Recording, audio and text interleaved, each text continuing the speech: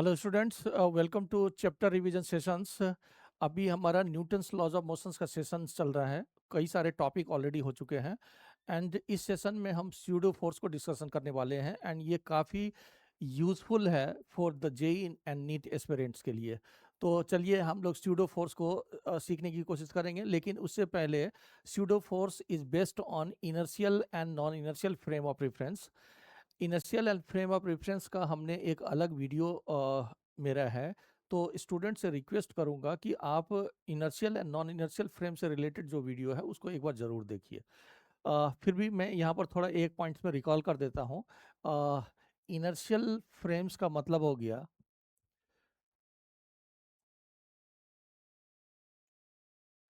Inertial frame का मतलब हो गया कि आपका वो कोऑर्डिनेट सिस्टम जो या तो रेस्ट में है या यूनिफॉर्म वेलोसिटी से मूव कर रहा है, यानी कि एक्सेलरेशन जीरो है। एंड इनर्शियल फ्रेम में न्यूटन्स लॉ डायरेक्टली अप्लीकेबल्स है। And non non inertial frame का मतलब हुआ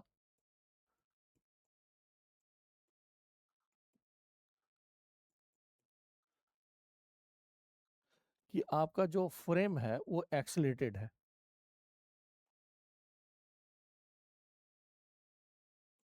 यानी कि acceleration is not equal to zero. अगर आप नॉन इनर्शियल फ्रेम में काम कर रहे हैं तो बिना स्यूडो फोर्स के आप न्यूटन्स लॉ अप्लाई नहीं कर सकते हैं, यानी कि नॉन इनर्शियल फ्रेम में स्यूडो न्यूटन्स लॉ अप्लीकेबल नहीं है। जो अप्लाई न्यूटन्स लॉ उस केसेस में वहाँ पर स्यूडो फोर्स लगाते हैं।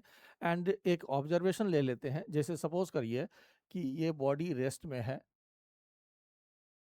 यानी कि इस पर कोई फोर्स नहीं लग रहा है, ये रेस्ट में है एंड लेट इसकी मास m है। एंड सपोज करिए कि आप एक रेसिंग बोट से आप इसको ऑब्जर्व कर रहे हैं एंड इसकी एक्सेलरेशन सपोज करिए कि इस डायरेक्शन में a है।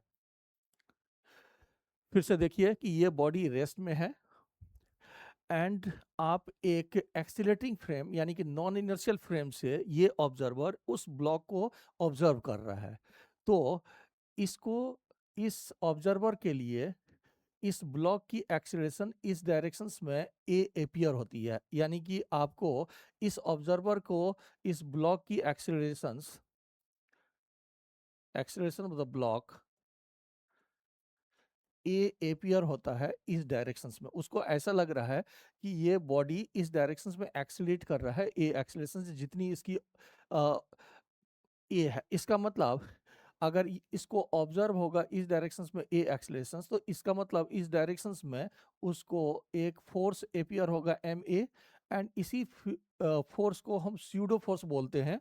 एंड स्यूडो फोर्स वो फोर्स है जो एग्जिस्ट रियल में नहीं करता है, जो रियल में एग्जिस्ट नहीं कर रहा है, क्योंकि हमने इस पर कोई फोर्स नहीं लगाया है। सिर्फ नॉन इनर्शियल फ्रेम यानी कि एक्सीलरेटिंग फ्रेम से ऑब्जर्व करने पर हमें ऐसा लगता है कि इस डायरेक्शंस में उसकी एक्सीलरेशन ए है, यानी कि उस पर एक फोर्स एम ए लग रहा है एंड इसको हम स्यूडो फोर्स बोलते हैं।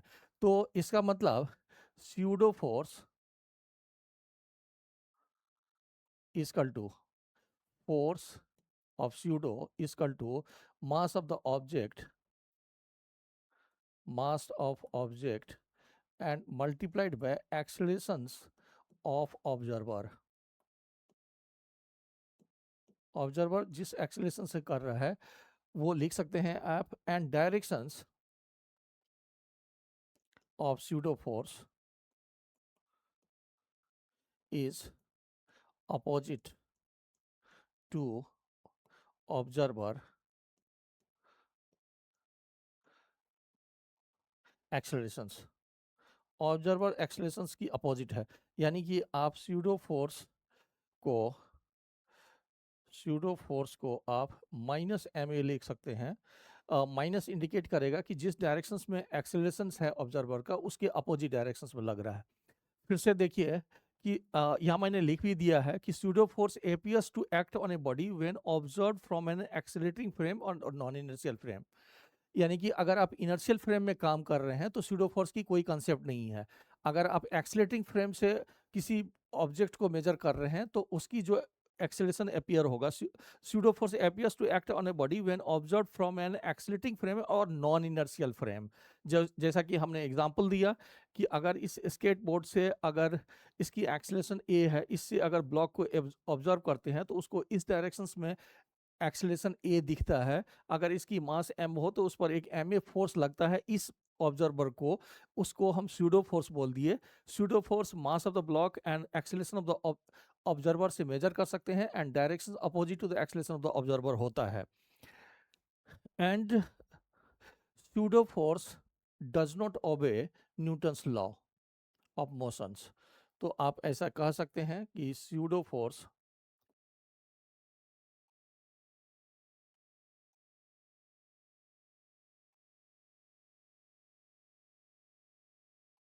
डज नॉट ओबे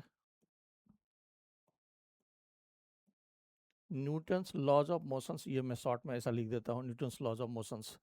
एंड आप ये देख सकते हैं, जैसे अगर आप फर्स्ट लॉ ऑफ न्यूटन देखें तो this is based on inertia, यानी कि एक बॉडी एट रेस्ट और in uniform motion can not change it's state itself.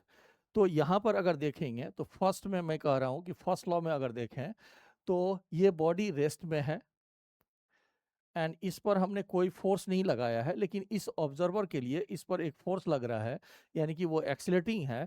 तो ये लॉ ऑफ इनर्शिया को वायलेट कर रहा है। अगर आप सेकेंड लॉ देखें तो सेकेंड लॉ के बेसिस पर आप कह सकते हैं कि sum of the net force of all forces is equal to the mass into acceleration. लेकिन इस पर फोर्स नहीं लग रहा है, लेकिन फिर भी उस एक्सेलरेटिंग फ्रेम से देखने के बाद उसमें एक फोर्स एपियर्स हो रहा है, यानी कि एक एक्सेलरेशन जनरेट हो रहा है। तो ये सेकेंड लॉ को भी वायलेट कर रहा है। एंड थर्ड लॉ देखें तो न्यूटन्स लॉ में आइसोलेटेड फोर्स एग्जिस्ट नहीं करता है, force always exist in pair, जिसको हम एक्शन एंड रिएक्शन नाम दे रहे हैं। तो यहाँ पर no reaction force, no reactions of pseudo force, pseudo force के अगेंस्ट कोई भी आपका रिएक्शन फोर्स नहीं है, वो सिंगल सिंगल एग्जिस्ट करता है। यानी कि इस स्यूडो फोर्स के अपोजिट में कोई रिएक्शन फोर्स नहीं है, ये सिंगल एग्जिस्ट कर रहा है। तो ये थर्ड लॉ को भी वायलेट कर रहा है, और बिना फोर्स के एक्सेलरेटेड है तो ये सेकेंड लॉ को भी वायलेट कर रहा है। एंड ये रेस्ट में था तो उस पर जब तक फोर्स नहीं लग रहा है तब तक एक्सेलरेशन नहीं आना चाहिए, लेकिन इस एक्सेलरेटिंग फ्रेम से देखने पर वो हमें एक्सेलरेटेड दिख रहा है, इसका मतलब वो फर्स्ट लॉ को भी वायलेट कर रहा है। तो अब अगर इसको एग्जाम्पल के से देखें, अगर जैसे मान लीजिए कि अगर ये एक लिफ्ट है सपोज करिए, एंड यहाँ पर एक कॉर्ड है, यहाँ पर मास m है। एंड अभी अगर ग्राउंड फ्रेम से देखें, अगर हम ग्राउंड फ्रेम से इसको देखने की कोशिश करें एंड मान लीजिए एक्सीलरेशन a है इस डायरेक्शंस में, तो यहाँ पर अगर देखेंगे तो mg इस डायरेक्शंस में लग रहा है एंड t इस डायरेक्शंस में लग रहा है। तो अगर फ्री बॉडी डायग्राम के बेसिस पर देखें तो t minus M G equal to M A लिखेंगे and t equal to M G and plus M A लिखेंगे। यहाँ पर M ji plus M A हो गया एंड ये एक्चुअल वैल्यू है। अगर ये एक्सीलेट कर रहा है तो टेंशन इन द कॉर्ड की actual value m ji plus M a है। लेकिन अगर आप इसको इसी फ्रेम में देखें, जैसे मान लीजिए कि आप यहीं से देख रहे हैं और ये एक्सीलेट कर रहा है, तो इस पर्सन के लिए ये रेस्ट में है, यानी कि इस पर नेट फोर्स 0 होना चाहिए। इस केसेस में आप अगर टेंशन को इस डायरेक्शन में ले रहे हो, इस डायरेक्शन में मान लीजिए एम जी लग रहा है, तो आप टी माइनस एम जी को यहाँ पर 0 लिखोगे। तो ऐसा इसलिए हो रहा है क्योंकि इस फ्रेम में न्यूटन्स लॉ अप्लीकेबल नहीं है। तो यहाँ से T equal to only M G आ जाएगा, क्योंकि ये आपका रेस्ट इस फ्रेम से देखने पर ये रेस्ट में आ रहा है। तो दोनों कंट्राडिक्टरी है। तो इस फ्रेम में चूंकि न्यूटन्स लॉ अप्लीकेबल नहीं है, इसीलिए अलग आंसर आ रहा है। करेक्ट आंसर यही है।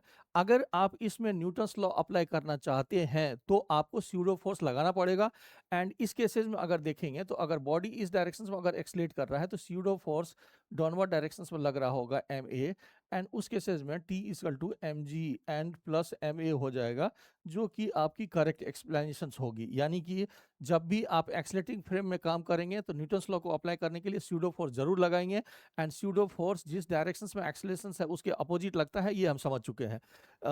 जैसे मान लीजिए अगर यहाँ पर अगर सपोज करिए कि ये मास m है, यहाँ पर नॉर्मल रिएक्शन n है और ये रेस्ट में है लेट, या अगर सपोज करिए कि ये m मास है और ये v वेलोसिटी से मूव कर रहा है एंड v कांस्टेंट है लेट मान लो, तो इस दोनों केसेस में जो n की वैल्यू होगी वो mg के बराबर होगा, ग्राउंड ऑब्जर्वर से भी एंड एक्सलेटिंग फ्रेम से भी।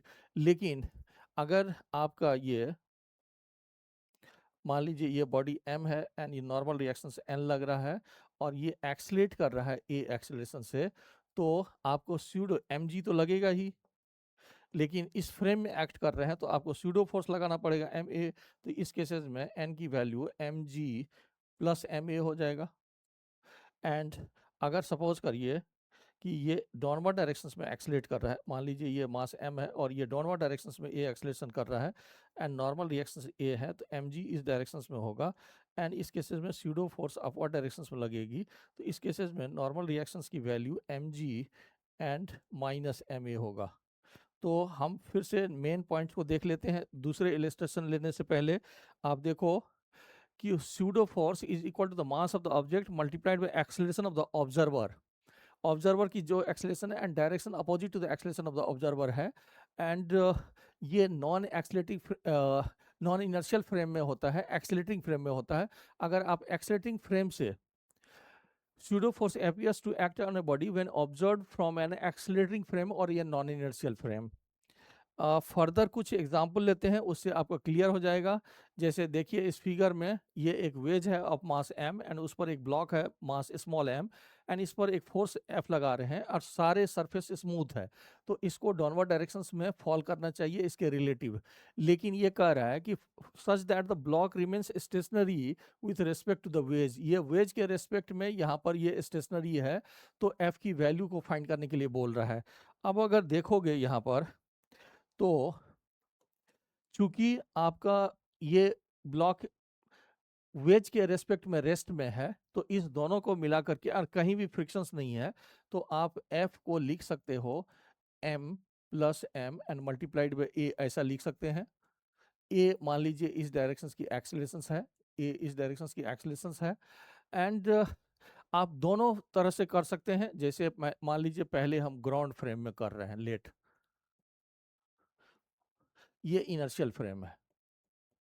अगर आप इनर्शियल फ्रेम से देखोगे तो अगर आप ब्लॉक की फ्री बॉडी डायग्राम बनाओ, ये मान लीजिए m मास है एंड एक्सेलरेशन इसकी इस डायरेक्शंस में है, तो यहाँ पर एक फोर्स लग रहा है n इस डायरेक्शंस में और एक mg फोर्स इस डायरेक्शंस में लग रहा है। तो ये आपका ये थीटा है। अब अगर देखेंगे तो ग्राउंड फ्रेम में जिस डायरेक्शन में बॉडी एक्सलेट कर रहा है उस डायरेक्शन में हम net force equal to mass into acceleration लिखते हैं एंड उसके परपेंडिकुलर डायरेक्शंस में फोर्स बैलेंसिंग फोर्स होता है जो इक्वल एंड अपोजिट होती है।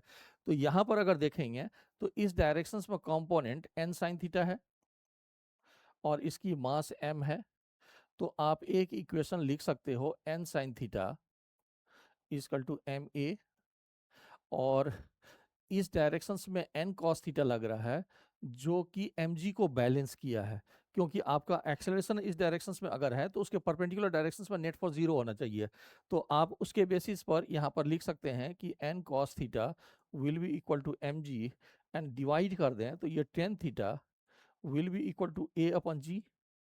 तो अगर आप यहाँ पर a equal to g tan theta से उसको एक्सलेट करें तो that will remain stationary with respect to the waves and a की वैल्यू को यहाँ पर फेड कर देंगे, तो जो फोर्स हमें चाहिए वो m plus m and multiplied by g tan theta, इतना फोर्स से लगाएंगे तो एक्सेलरेशन की वैल्यू इतनी आ जाएगी and body will remain stationary. लेकिन हमने ग्राउंड फ्रेम में काम किया है, आप चाहो तो इसको इसी फ्रेम से भी एक्ट कर सकते हो, यहाँ पर इस फ्रेम से भी एक्ट कर सकते हैं।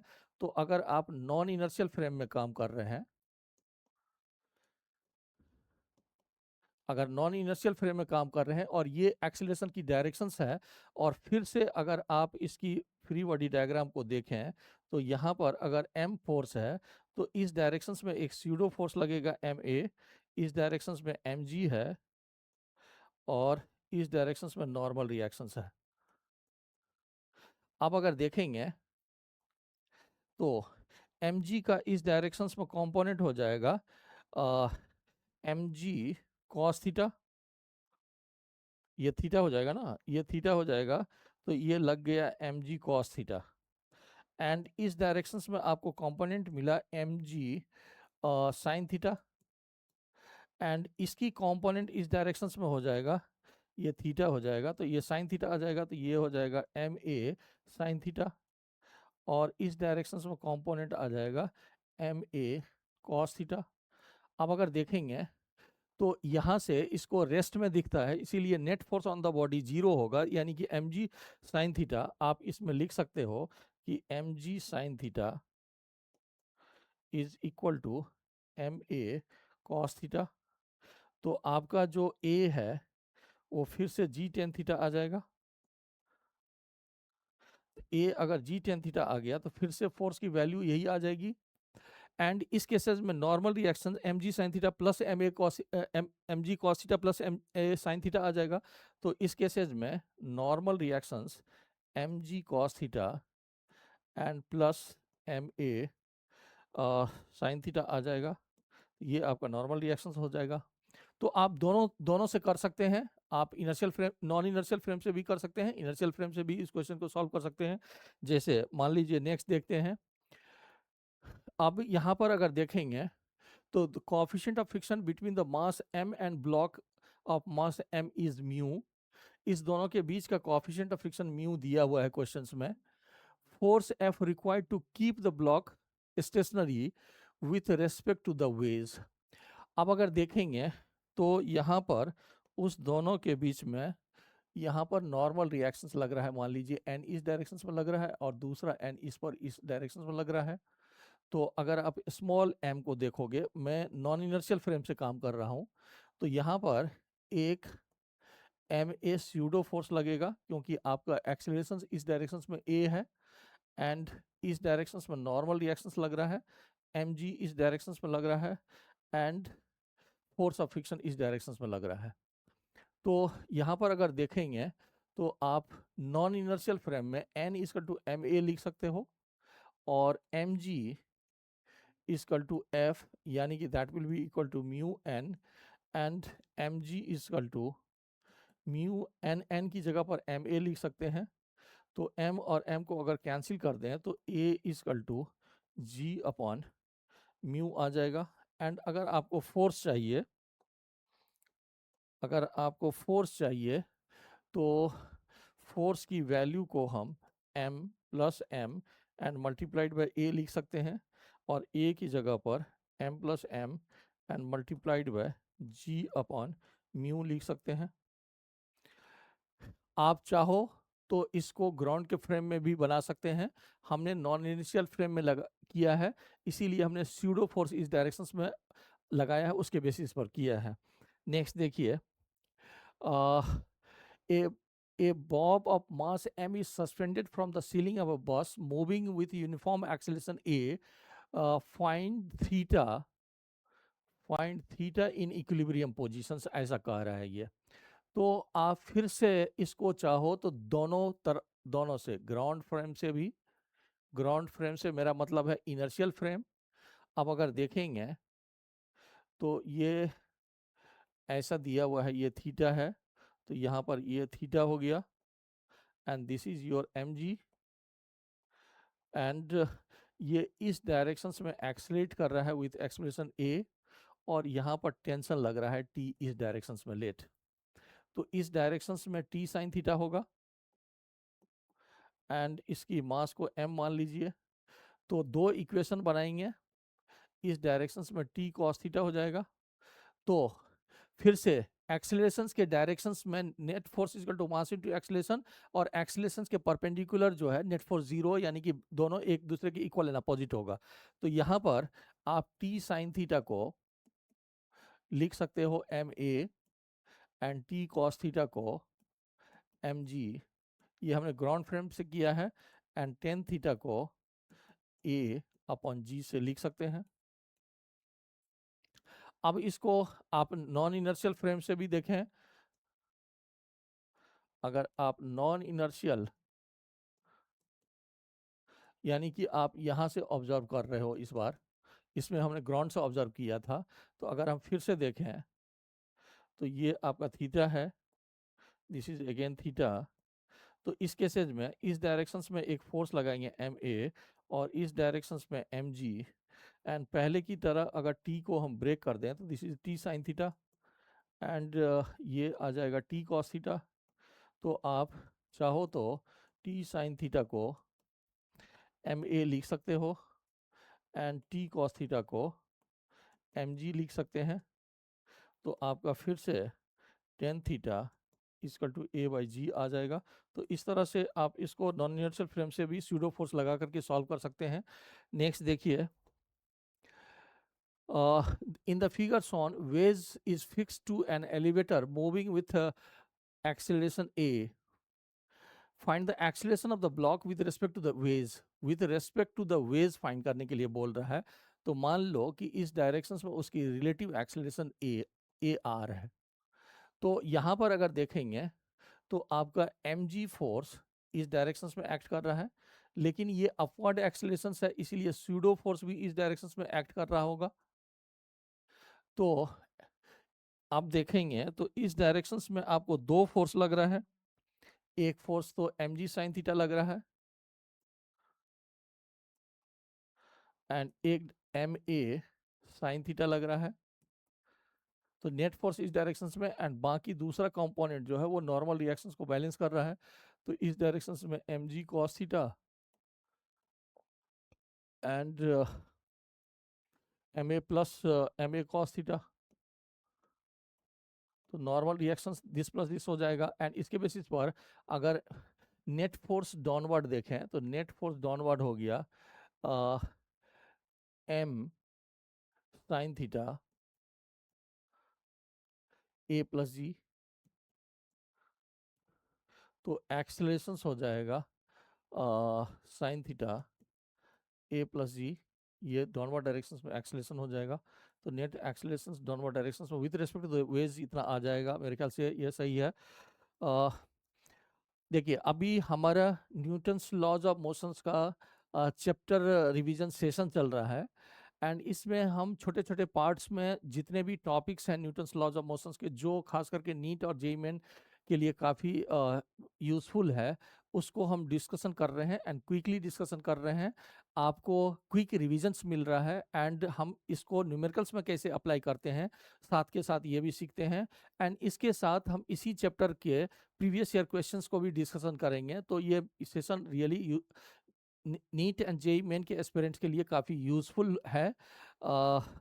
मैं स्टूडेंट से पहले की तरह रिक्वेस्ट करूंगा कि आप चैनल को सब्सक्राइब करते रहिए। Thank you.